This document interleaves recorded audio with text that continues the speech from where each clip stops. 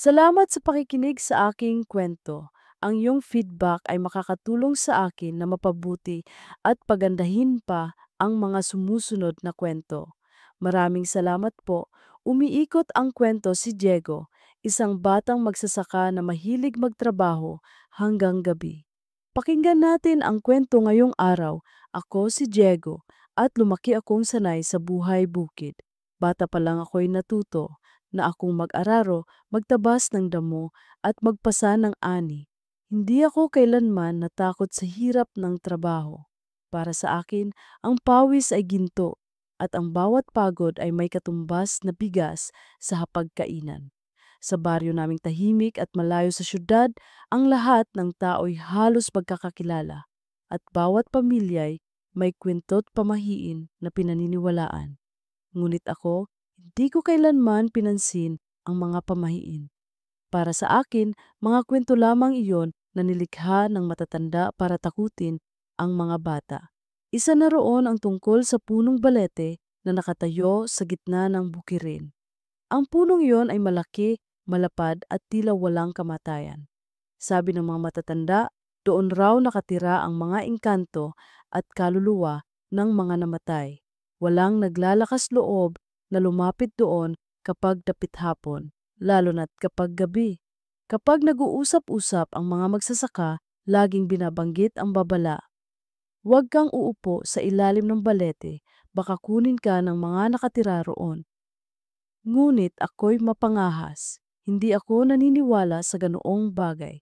Kaya isang hapon, matapos ang maghapong araro at putol ng damo, naisip kong umupo at magpahinga sa ilalim ng punong iyon.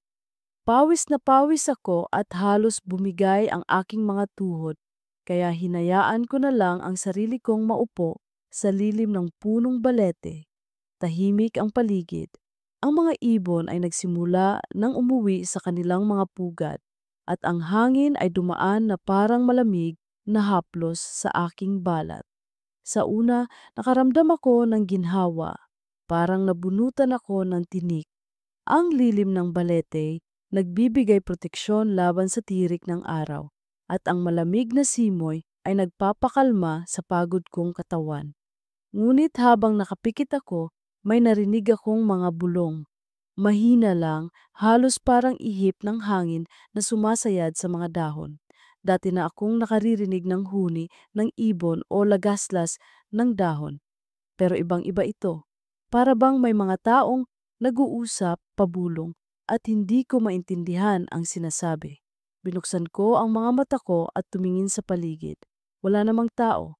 Ang mga kapwa magsasaka ko'y nakauwi na rin. Natawa ako sa sarili ko. Pagod lang ito, bulong ko. Ngunit hindi ko maipaliwanag kung bakit biglang nanlamig ang aking batok kahit tirik pa ang araw. Pag-uwi ko sa bahay, sinalubong ako ni inay. Diego, bakit ang lamig ng kamay mo? Tanong niya habang inaabot ang aking balikat. Ewan ko, nay. Siguro dahil sa hangin kanina, nagpahinga ako sa ilalim ng balete. Nanlaki ang mata niya at muntik nang mabitawan ang tabo na hawak. Ano? Sinabi ko na sa'yo, iwasan mo ang punong iyon. Napatawa ako. Nay, pamahiin lang po iyon. Wala namang masama. Ngunit hindi siya ngumiti. Diego, makinig ka. Hindi pamahiin yon. Maraming beses nang may nawawala o nagkakasakit matapos umupo sa ilalim ng punong iyon, huwag mo nang ulitin. Tumango ako para hindi na humaba ang usapan, pero sa isip ko, hindi ko pa rin pinapaniwalaan. Kinagabihan, hindi ako mapakali.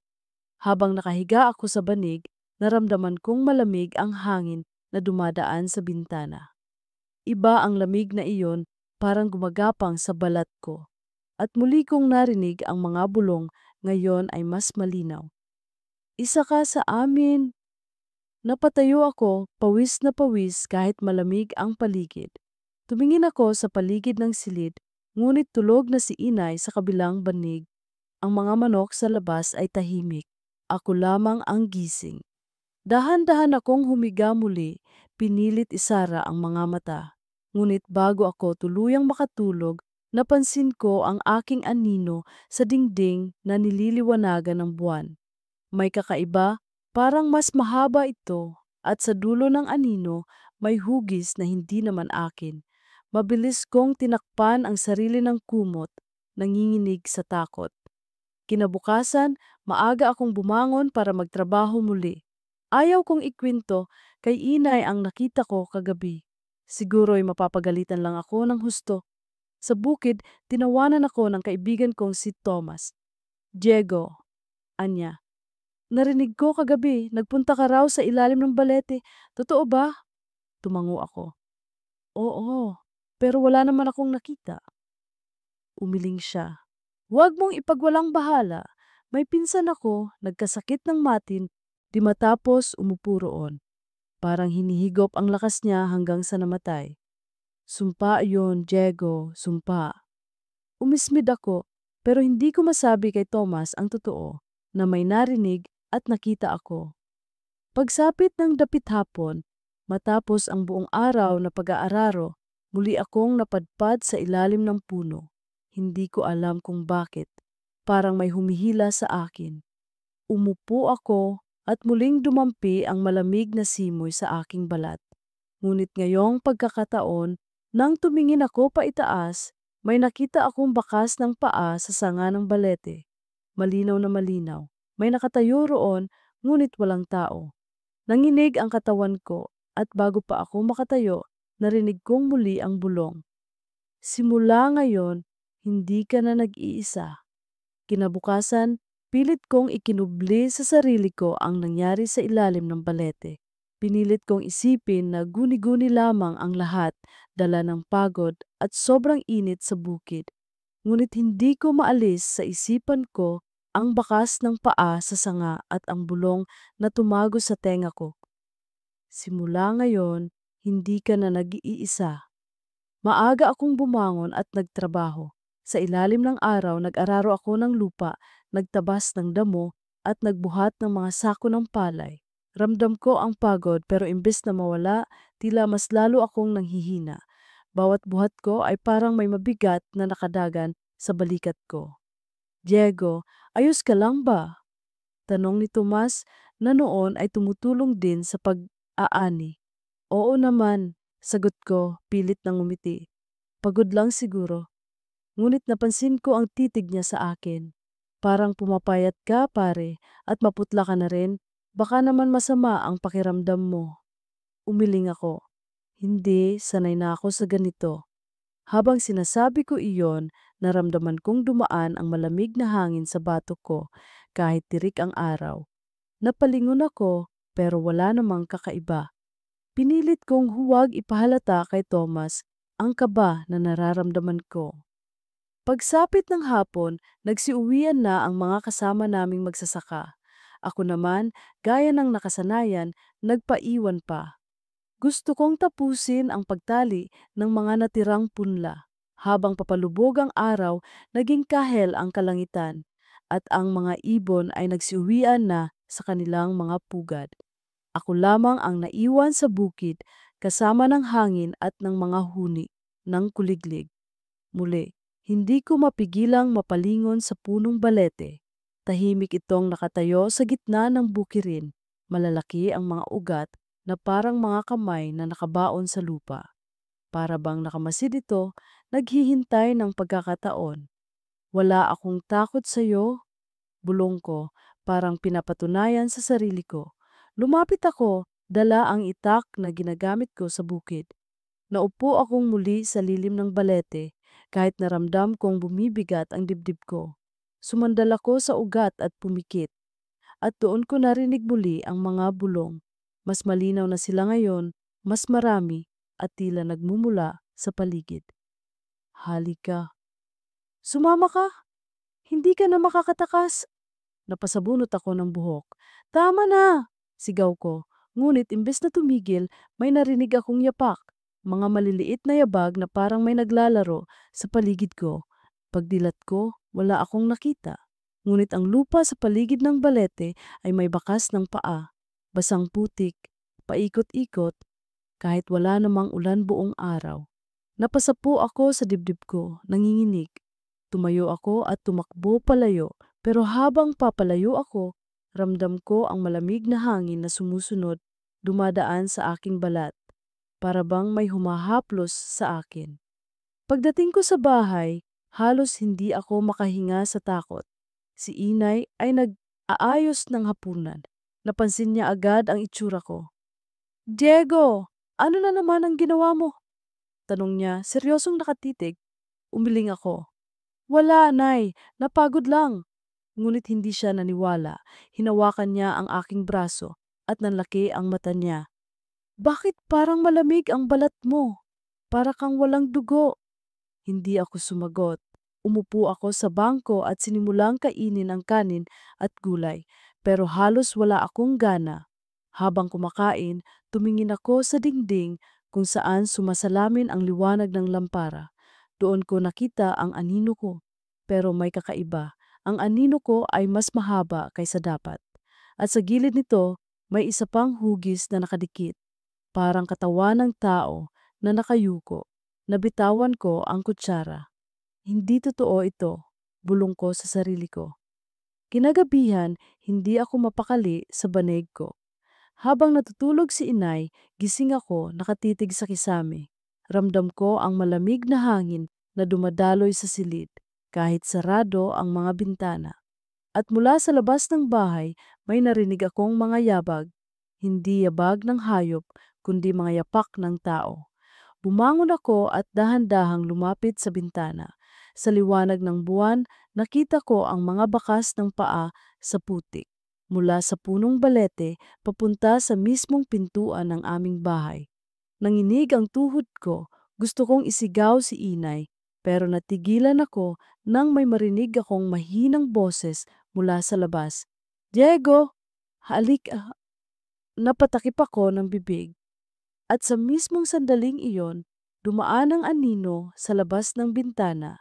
Anino ng isang taong payat, mahaba ang buhok at nakayuko. Ang aninong iyon ay dahan-dahang lumingon sa akin kahit wala nam ang tao roon. Napasubsob ako sa banig, tinakpan ng kumot ang buong katawan ko. Ngunit kahit nakapikit ako, rinig ko pata rin ang bulong. Simula ngayon, hindi ka na nag-iisa. Kinabukasan, tila wala akong lakas bumangon. Ang katawan ko'y mabigat, parang giniling ng gulong ang bawat kalamnan. Si inay.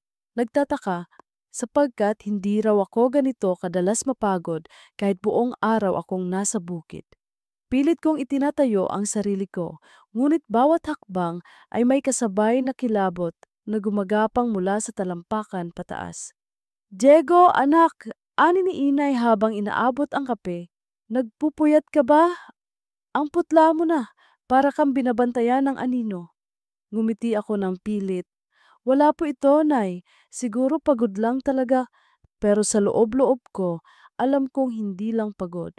Ang mga bulong kagabi malinaw pa ring umaalingaw-ngaw sa tenga ko. At ang aninong nakita ko sa dingding, hindi iyon nawawala sa isipan ko. Habang nagtatrabaho ako sa bukid, ramdam kong mahina ang aking katawan. Bawat palo ng itak, bawat buhat ng sako parang hinihigop ng lupa ang lakas ko. Pinilit kong ituloy pero napansin ni Thomas na kakaiba ang anyo ko. Pari, hindi ka na ito, sabi niya. Kanina napansin kong parang may kasabay kang anino. Alam kong malabo pero nakita ko, dalawa ang hugis na sumusunod sa'yo. Natigilan ako. Dalawa? Tumango siya. Oo, isa'y malinaw na ikaw, pero yung isa parang nakayuko, payat at nakadikit sa'yo. Para bang kumakapit. Nanlamig ang buong katawan ko. Ang hindi ko masabi kay Tomas ay iyon mismo ang nakikita ko tuwing gabi. Ngayon, iba na, pati siya'y nakakapansin. Nang hapong iyon, hindi ko mapigilan ang sarili kong muling lumapit sa puno ng balete. May halong takot at pagtataka, pero mas malakas ang hatak nito. Sa bawat hakbang ko papalapit, parang may humihila sa dibdib ko. Ang mga ugat ng puno'y nakalitaw sa lupa, parang mga kamay na nakahanda akong yakapin. Naupo ako sa paanan nito, dala ang aking itak. Kung, um, kung may nagbabantay dito, bulong ko, magpakita ka na. Tahimik sa una, ngunit ilang sandali lang, dumampi ang malamig na simoy ng hangin. At sa mismong lupa sa harap ko, may maliit na siwang na bumukas. Kumikislap sa loob nito ang tila lumang bagay. Dahan-dahan kong inusisa at nahukay ang isang palawit na yari sa bakal, kalawangin na may nakaukit na mga inisyal, ML. Bigla akong kinilabutan. Sino si ML? At bakit nakabaon ang palawit na ito sa ilalim ng punong balete? Habang hawak ko ito, dumagundong ang tinig na halos ikabingi ko. Hindi ito mula sa paligid, mula ito sa loob ng utak ko. Isa ka sa amin. Nabitawan ko ang palawit at halos madapa sa pagtayo. Ngunit paglingon ko sa lupa, nawala ang siwang. Parang walang nangyari. Ang palawit ay nasa kamay ko pa rin, malamig at mabigat.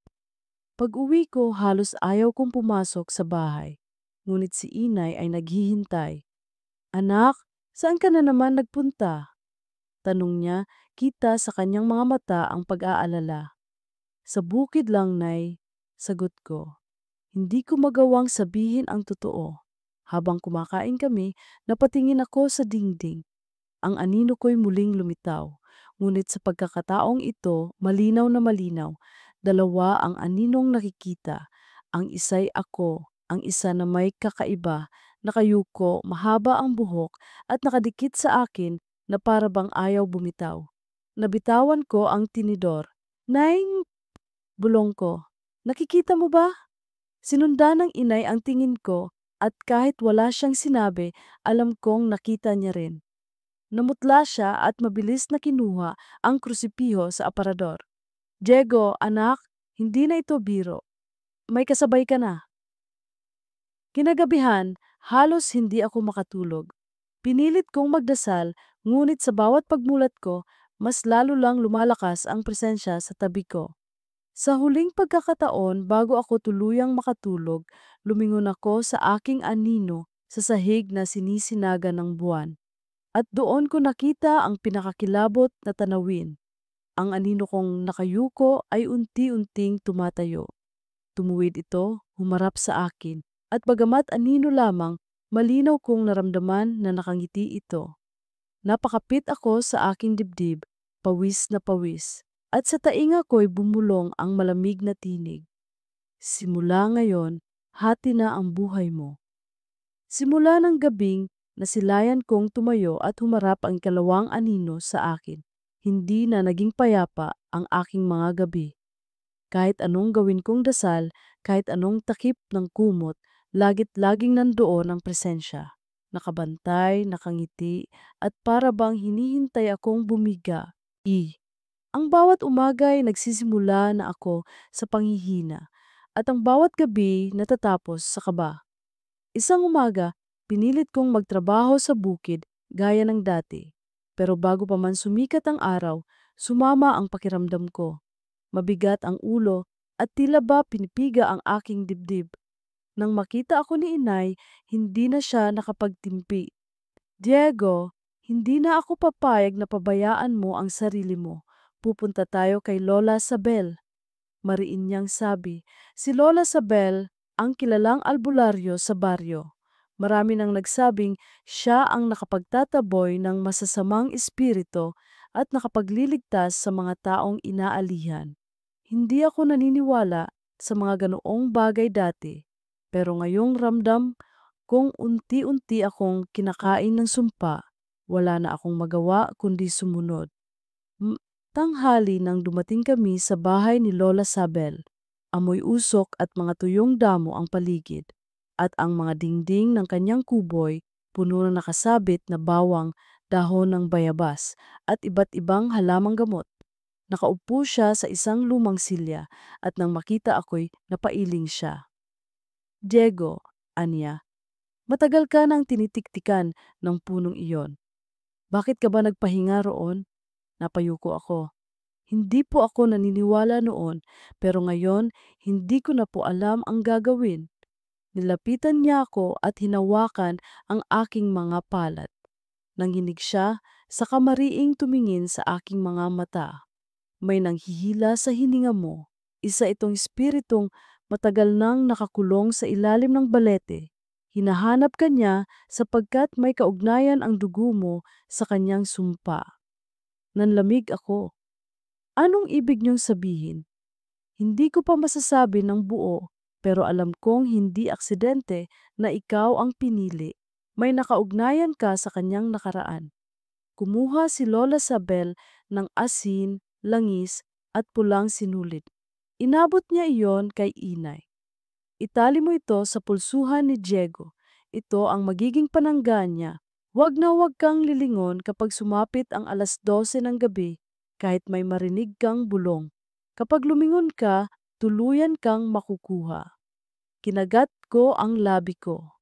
At kung hindi ako lumingon, magpapatuloy ang laban, ngunit hindi ka patuluyang masasakop. Kailangan mo pang tuklasin ang ugat ng sumpa. Nang pauwi na kami, ramdam ko ang bigat ng kanyang mga salita. Ugat ng sumpa, kaugnayan ng dugo. Sino ang espiritong ito? Laong nene, kinagabihan, hindi ako mapakali. Hawak ko ang pulang sinulid na nakatali sa aking pulsuhan at ang maliit na bote ng langis na iniabot sa akin. Mahigpit ang bilin ni Lola Sabel. Huwag lilingon pag 12:00. Dumating ang hating gabi. Sa unay katahimikan lang ang naramdaman ko. Ngunit makalipas ang ilang minuto, nagsimula na ang mga bulong. Diego! Halika na. Sa kasama ka namin. Pinikit ko ang mga mata ko, pinilit huwag lumingon. Kumakabog ang dibdib ko at bawat patak ng pawis ay parang nagyiyelo. Ngunit habang tumatagal, mas lumalakas ang bulong. Hanggang sa may narinig akong yabag, hindi lang isa, kundi tila maraming paa ang naglalakad sa paligid ko. Huwag lilingon. Bulong ko sa sarili ko. Ngunit sa sobrang takot, hindi ko na malayang napalingon ako. At doon ko nakita ako mismo. Nakaupo sa ilalim ng balete, nakayuko, nangingiti, ang matay mapupula at ang balat ay maputla. Para bang kaharap ko ang sarili kong kaluluwa na hinihiwalay sa katawan ko. Napasigaw ako, napaluhod sa lupa at halos mabaliw sa takot. Ang pulang sinulid sa aking pulsuhan ay nag-init at ang malamig na hangin ay biglang sumalubong sa akin. Sa mismong sandaling iyon, naisip ko, tama si Lola Sabel.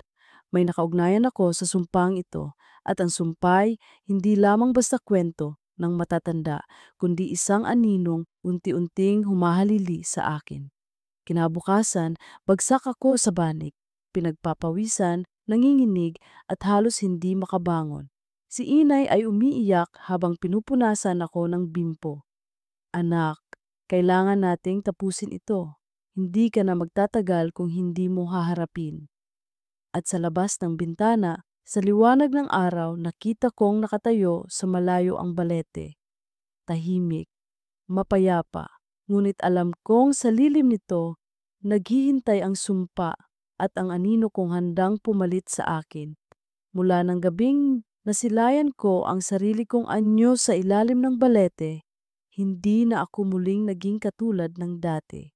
Kahit araw ramdam ko ang lamig na parang sumisingaw mula sa ilalim ng aking balat.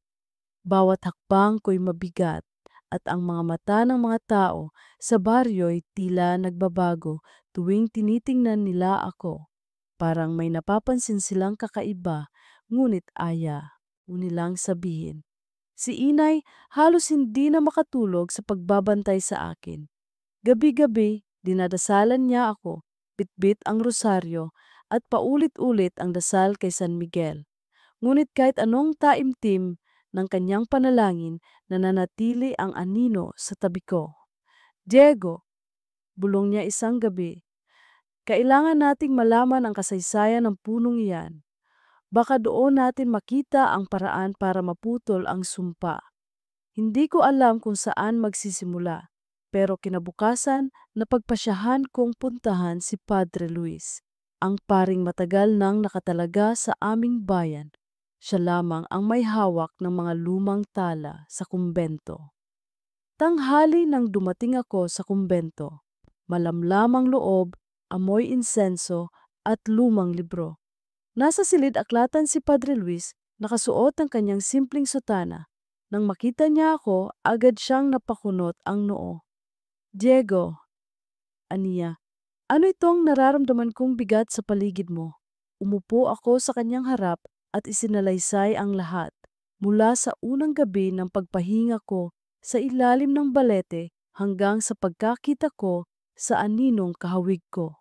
Tahimik lang siyang nakikinig pero bakas sa kanyang mga mata ang pagkabahala. Matapos kong magsalita ay kinuha niya ang isang makapal na aklat. May mga tala kami tungkol sa punong iyon, wika niya. Binuklat niya ang pahina na halos kupas na sa kalumaan. Doon, nakasulat ang kwento ng isang trahedya mahigit 100 taon na ang nakararaan. Isang mag-ina, ang inay nagngangalang Maria Lourdes, at ang anak na batang lalaki, ang pinaratangang mangkukulam ng isang hasyenderong nagngangalang Silvestre. Upang takutin ang baryo, ipinautos ng hasyendero na itali ang mag-ina sa ilalim ng punong balete at sunugin silang buhay. Bago pa man tuluyang lamunin ng apoy, sumigaw ang ina. Isusumpa ko ang punong ito at lahat ng lahi ng pumatay sa amin. Hindi sila makakatakas sa aming anino. Nanlamig ako sa narinig. Padre, ibig sabihin, Ama, ang sumpay nakatali sa dugo ng mga Silvestre? Tumango siya. Oo, at Diego. Pinagmasdan niya ako. Alam mo bang may dugong Silvestre ang iyong pamilya? Nanlaki ang mga mata ko. Hindi. Imposibleng. Ang iyong lolo sa tuhod ay anak sa labas ng isang Silvestre. Hindi na ito lingid sa ilang matatanda. Ikaw ay kaapu-apuhan ng pamilyang iyon at ikaw ang pinili ng sumpa para pagbayaran ang kanilang kasalanan. Nalaglag ang mga kamay ko. Biglang bumigat ang lahat ng aking naramdaman. Ang pagkaputla, ang panghihina, ang aninong sumusunod. Lahat pala'y konektado sa dugong dumadaloy sa aking mga ugat. Pag-uwi ko, halos hindi ako makapagsalita.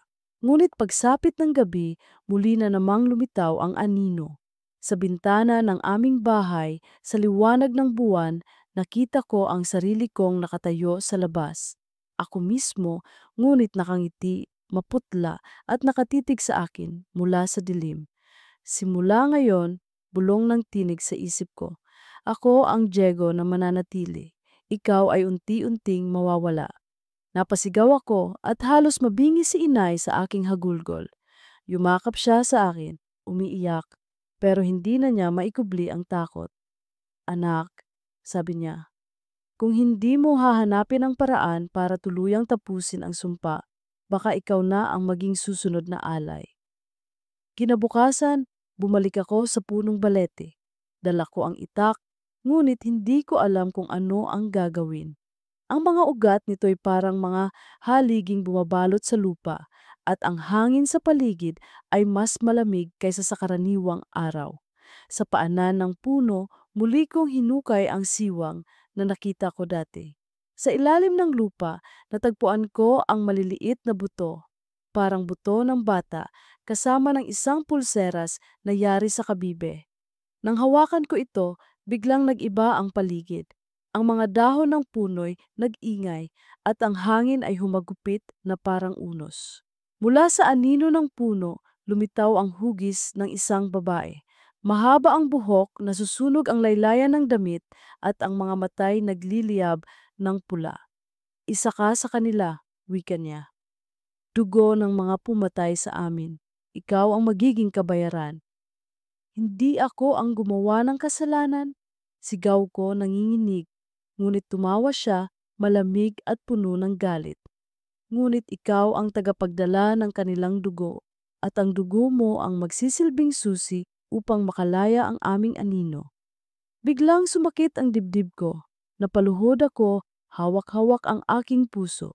Sa lupa, nakita kong lumilitaw ang aking anino, ngunit hindi na ako nag-iisa. Ang ikalawang anino'y halos kasing laki ko na. At sa pagkakataong iyon, nakatingin na siya diretso. Sa akin, hawak-hawak ang pulseras ng kabibe. Diego, bulong ng anino, na handa ka na bang palitan? At bago ako mawala ng malay, naramdaman kong ang ugat ng balete gumapang sa aking binti, mahigpit, na para bang tinatali ako upang hindi na makaalis kailanman. Pagmulat ng aking mga mata, nasa banig na ako sa loob ng aming bahay. Mabigat ang ulo ko, parang binagsakan ng bato. Sa gilid, si inay ay nagbabantay, hawak ang malamig na bimpo at rosaryo. Halatang hindi siya nakatulog buong gabi. Salamat sa Diyos, gising ka na, sabi niya. Nangingilid ang luha. Akala ko hindi ka na babalik. Hindi ko agad masabi kung anong nangyari. Ang huling natatandaan ko ay ang higpit ng ugat ng balete sa aking mga binti at ang malamig na tinig ng anino na nagtatanong kung handa na akong palitan. Sa isip ko'y paulit-ulit pa rin ang sigaw ng babaeng nakasuot ng sunog na damit.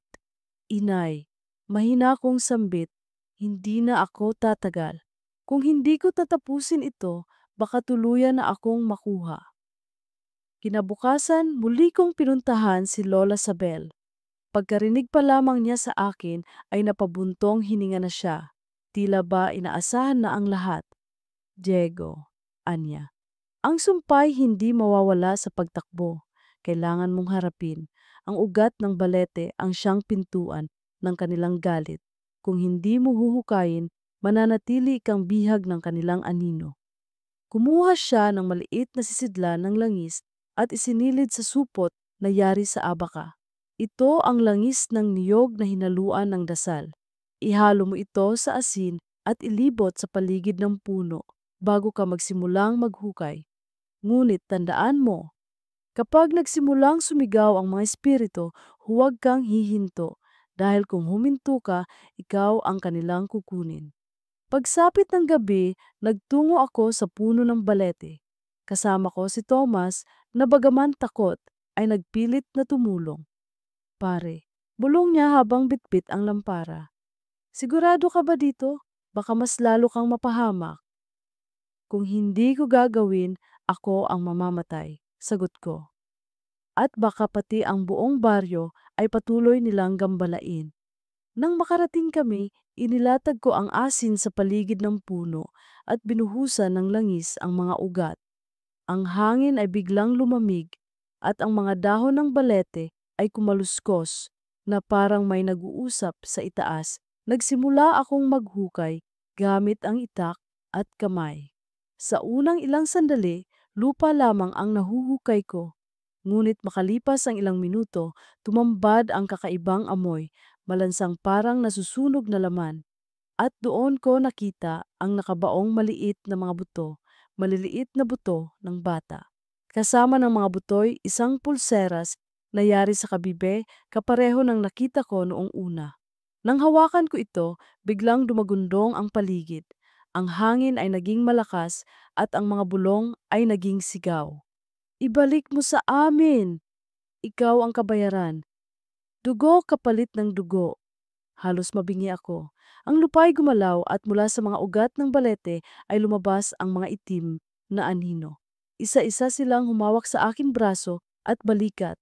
Pilit na hinahatak ako pababa. Diego! Sigaw ni Tomas sabay abot ng kanyang kamay. Pero hindi niya ako mahila. Para bang mas malakas ang puwersang nakahawak sa akin. Napatingin ako sa lupa at nakita kong ang aking sariling anino ay hati na. Ang kalahati, ako pa rin, ngunit ang kalahati, ang payat na anyong matagal nang nakadikit sa akin. Sa pagkakataong iyon, malinaw na malinaw ko nang nakikita ang kanyang mukha. Ako rin, ngunit mas maputla, mas payat at may mga matang walang puti. Ikaw na ang susunod, bulong niya, sabay ngiti. Nang sandaling iyon, biglang bumuhos ang malakas na ulan. Tumama ang kidlat sa paligid at sumindi ang lampara ni Thomas. Ang liwanag nito'y parang humihiwa sa mga anino, kaya't bahagyang lumuwag ang kapit nila sa akin. Sinamantala ko ang pagkakataon. Hinugot ko ang pulseras ng kabibe mula sa hukay at itinaas ito. Kung kayo ang naghahanap ng katarungan, sabihin niyo, ano ang kailangan niyo sa akin? Mula sa hangin ay sumulpot ang imahe ng babae, si Maria Lourdes. Ang kanyang katawan ay sunog, ngunit ang mga matay puno ng luha at galit. Ibalik ang aming pangalan, wika niya. Isiwalat ang kasalanan ng mga Silvestre hanggang hindi na ibabalik ang katotohanan. Hindi kami matahimik. Ikaw ang dugo nila. Ikaw ang susi. Nanlaki ang mata ko. Pero paano? Ngunit bago pa siya sumagot, biglang sumirit ang isang ugat ng balete at tumama kay Tomas. Napasigaw siya at natumba sa lupa, nanginginig. Nang lapitan ko siya, nakita kong sa kanyang braso ay may markang parang tadikala ng baging. Mahigpit na nakapulupot. Diego! Mahina niyang bulong. Parang hinahatak nila ako. Nangilabot ako. Hindi na ako lamang ang tinatarget ng sumpa, pati ang pinakamalapit sa akin ay nadadamay na. Sa gitna ng unos, naramdaman kong kailangan kong mamili. May dalawang landas sa harap ko. Putulin ang ugat ng balete gamit ang itak o ialay ang sarili kong dugo para sa mga kaluluwa. Ang puso ko'y kumakabog at ang mga bulong sa paligid ay sabay-sabay na sumisigaw. Iputol mo ang ugat at tapusin ang lahat. O kaya ialay mo ang sarili mong dugo at kami maliligtas. Hawak ko ang itak, nanginginig habang nakikita ko si Tomas na halos lamunin ng mga anino. Si Inay biglang sumulpot sa dikalayuan, takot na takot, bitbit ang krusipiho. At sa mismong sandaling iyon, ang anino kong hati na ay nakatayo sa tabi ng balete, hawak ang pulseras ng kabibe, at nakangiting parang nanalo na. Piliin mo, Diego, bulong niya. Ako o sila. At bago pa ako makagalaw, biglang bumagsak si Inay sa lupa. Sa kanyang braso, lumitaw din ang marka ng baging, kagaya ng kay Tomas, mahigpit, itim, at kumikirot na parang buhay. Napasigaw ako, halos mabaliw sa takot at pagkadesperado. Ang sumpay, hindi na lamang akin. Unti-unti nitong kinakain ang lahat ng mahal ko. Hindi ko malimutan ang gabing iyon. Ang katawan ni Inay ay nakahandusay sa lupa at sa kanyang braso'y malinaw ang marka ng mga baging na tila kumikilos, mahigpit na mahigpit, parang may sariling buhay. Si Tomas na may pilit na tumatayo, nanginginig at halos mawala ng malay, hawak ang kanyang sugatang braso na mayroon ding parehong marka. Sa gitna ng lahat, ang aninong kahawig ko'y nakatayo sa tabi ng puno, hawak ang pulseras ng kabibe at ngumiting parang nananabik sa aking desisyon. Piliin mo, Diego. Muling bulong niya. Kung hindi ikaw, sila ang kukunin. Nanginig ang kamay ko habang hawak ko ang itak. Hindi ko alam kung uunahin kong putulin ang mga ugat o ang sariling balat para ialay ang dugo. Ang ulan ay bumubuhos ng malakas at ang hangin ay umiikot sa paligid naming parang ipo-ipo. Sa gitna ng kaguluhan, naalala ko ang bilin ni Padre Luis at ni Lola Sabel. Ang sumpay nakatali sa pangalan, sa kasalanan ng nakaraan. Kung hindi mailalantad ang katotohanan, mananatiling nakakulong ang mga kaluluwa. At kung hindi ko tatapusin, baka tuluyan nang mawala ang lahat ng mahal ko. Lumapit ako kay Thomas at kay Inay. Itinaas ko ang itak at pinutol ang mga baging na nakapulupot sa kanilang braso. Sa bawat hiwa ng itak, sumisigaw ang hangin at ang mga anino'y nagwawala.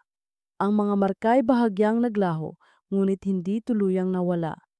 Diego! Sigaw ni Inay, halos maiyak. Tama na, baka ikaw ang mamatay. Pero tumingin ako sa kanya, nanginginig man, mariin kong sinabi. Kung hindi ko tatapusin, tayong lahat ang mamamatay. Itinaas ko ang pulseras ng kabibe na kinuha ng anino ko mula sa lupa. Sa halip na agawin, bigla ko itong dinampot mula sa kamay niya. At sa hindi ko inaasahan, hindi siya lumaban. Nakatitig lamang siya sa akin, nakangiti pa rin, ngunit ngayon ay may bakas ng pagkaawa sa kanyang mga mata. Nang hawakan ko ang pulseras, biglang bumukas ang puno ng balete. Ang katawan nito'y nahati at sa gitna'y lumitaw ang itim na siwang na parang pintuan patungo sa ibang mundo. Mula roon sumirit ang mga tinig, mga iyak, at mga bulong ng mga kaluluwa. Ibalik mo kami! Ibalik mo ang aming pangalan! Hinila ako ng isang malakas na puwersa, papasok sa siwang. Wala na akong nagawa kundi sumama, dala ang pulseras. Sa isang iglap, nilamon ako ng dilim. Nagising ako sa loob ng isang malawak na espasyo. Walang lupa, walang langit, puro ugat ng balete na nagsasanga-sanga.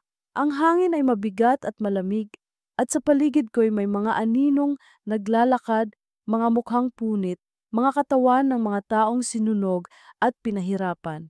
Sa gitna, nakita ko ang isang babae, si Maria Lourdes. Nakasuot siya ng damit na may bakas ng apoy at ang mga mata niya'y nagliliyab sa galit at lungkot. Diego, Anya, ikaw ang dugo ng pumatay sa amin. Ikaw ang kabayaran, ngunit ikaw rin ang maaaring magbalik ng aming dignidad. Lumuhod ako, hawak ang pulseras. Ano ang kailangan kong gawin? Itanim mo muli ang aming pangalan sa lupa, wika niya. Sabihin mo sa mundo ang aming istorya. Ang dugo ng Silvestre ay kailangang magsalita ng totoo. Doon lang kami makakawala. Nang sandaling iyon, lumitaw ang aninong kahawig ko. Ngayon, hindi na siya nakangiti, nakamasid siya sa akin, tila nagagalit. Huwag mo silang pakinggan, sigaw niya. Ako ang ikaw, ako ang lakas na matagal mo nang itinatanggi. Kung susunod ka sa kanila, mawawala ka. Ako ang dapat na maging Diego. Tumayo ako, nanginginig ngunit matatag. Hindi kita papayagan. Hindi ako magpapalunod sa kasalanan ng mga nauna. Ako ang pipili ng sarili kong landas. Hinugot ko ang itak at tinaga ang pulseras ng kabibe. Nang mabasag ito, sumabog ang liwanag mula sa gitna ng mga ugat. Ang mga aninoy nagsigawan at si Maria Lourdes ay napaluha habang ang kanyang anyoy naging malinaw, hindi nasunog kundi mapayapa. Salamat, Diego, bulong niya. Ngayon, makakauwi na kami. Nang bumalik ako sa aking ulirat, nasa paanan na ako ng balete. Ang ulan ay tumigil at ang hangin ay naging payapa. Si Thomas at si Inay ay nasa tabi ko, parehong humihinga pa, bagaman mahina. Ang mga marka ng baging sa kanilang mga braso'y tuluyan nang nawala.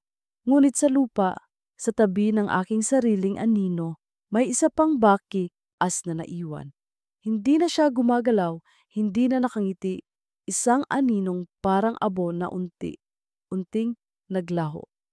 Kinabukasan, dinala ko ang natirang mga buto at labi ng palawit sa kumbento kay Padre Luis.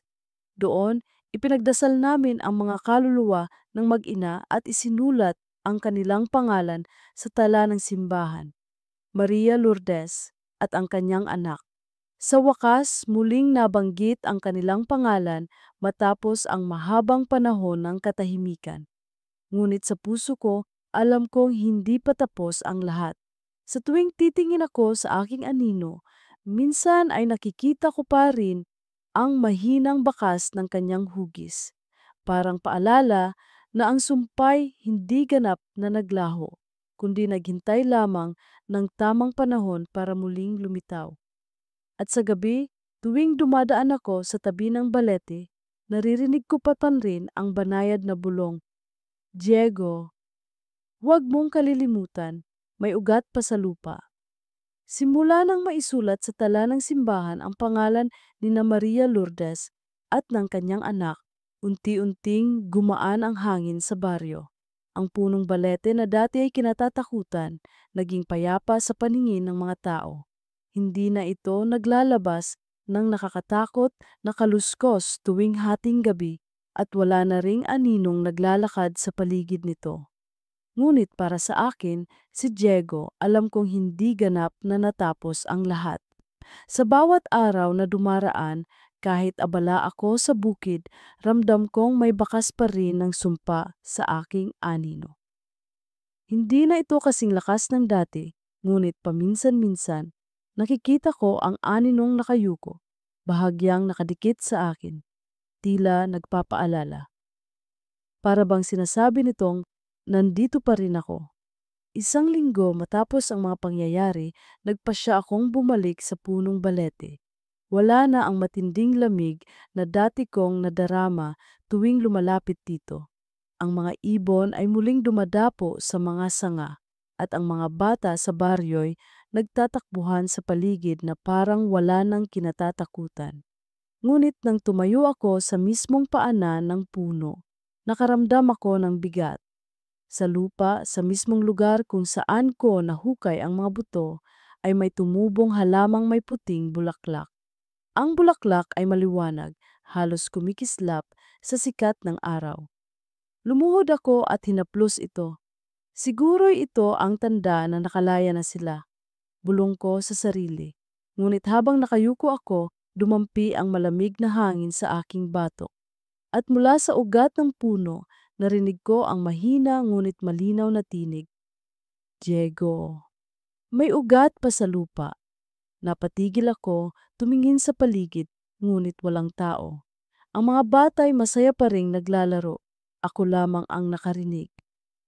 Kinagabihan, dumalaw si Padre Luis sa aming bahay. Dinalhan niya kami ng pagkain at nagdasal kasama ni Inay. Pagkatapos ng dasal, kinausap niya ako. Diego, anya, huwag mong isipin na natapos na ang lahat. Ang sumpay na bawasan, ngunit hindi tuluyang nawala. Ang dugo mo'y konektado sa kasalanan ng mga Silvestre. Hanggat may hindi natutuklasang lihim, mananatili kang konektado sa anino. Napayuko ako. Ano pa po ba ang dapat kong gawin? Hanapin mo ang natitirang katotohanan, sagot niya. Hindi lahat ng kasalanan ay nailantad. May mas malalim pang dahilan kung bakit pinili ng sumpa ang dugo mo. Lumipas ang mga araw. Pinilit kong bumalik sa normal na gawain. Pagtatanim, pag-aani, pagtulong kay Inay. Ngunit gabi-gabi, bumabalik ang panaginip. Nakatayo ako sa ilalim ng balete at ang anino ko'y hinahatak ako pababa, papasok sa lupa. Doon, nakikita ko ang mga ugat na parang mga tanikalang nakapulupot sa mga kalansay. At sa gitna, nakikita ko ang hasyenderong si Silvestre. Nakangisi, hawak-hawak ang apoy. Sa panaginip, naririnig ko ang kanyang tinig. Hindi pa tapos ang aking dugo. Nagigising akong pawis na pawis, nanginginig at halos mawala ng hininga. At sa bawat pagising ko, ramdam kong lumalalim ang bakas ng sumpa sa aking katawan. Isang gabi, nagdesisyon akong bumalik muli kay Lola Sabel. Pagpasok ko sa kanyang kubo, tila inaasahan na niya ang pagdating ko. Alam kong hindi ka mapapalagay, sabi niya. Diego, ang sumpa ay hindi lamang para sa mga kaluluwa ni na Maria Lourdes. Ang balete ay naging lalagyan ng lahat ng galit at kasalanang itinago ng pamilyang Silvestre. Ang ugat nito'y nakabaon hindi lang sa lupa, kundi sa dugo ng kanilang mga inapo. At ikaw ang isa sa kanila. Paano ko mapuputol ang ugnayan na iyon? Tanong ko, desperado. Kumuha siya ng pulang kandila at inilagay sa gitna ng mesa. Kailangan mong bumalik sa ilalim ng balete sa hating gabi. Dalhin mo ang palawit at ang pulseras ng kabibe. Sa harap ng puno, kailangan mong banggitin ang lahat ng pangalan ng mga Silvestre na nakinabang sa kasalanan. Sa pamamagitan noon, mababasag ang tanikala. Ngunit mag-ingat, susubukan ng sumpa na hilahin ka. Dumating ang hating gabi, ako lamang, dala ang mga gamit at ang lampara. Tahimik ang buong baryo at ang tanging ingay ay ang huni ng kuliglig. Nang tumayo ako sa paanan ng balete, muling lumamig ang hangin. Isinindi ko ang pulang kandila, inilagay sa lupa, at itinaas ang palawit at ulseras. Dahan-dahan kong binanggit ang mga pangalan ng mga Silvestre na alam ko mula sa tala ni Padre Luis. Silvestre, Ramon, Carlos, Antonio. Habang binabanggit ko, lumalakas ang hangin. Ang mga ugat ng balete gumagalaw at mula sa lupay lumilitaw ang mga anino.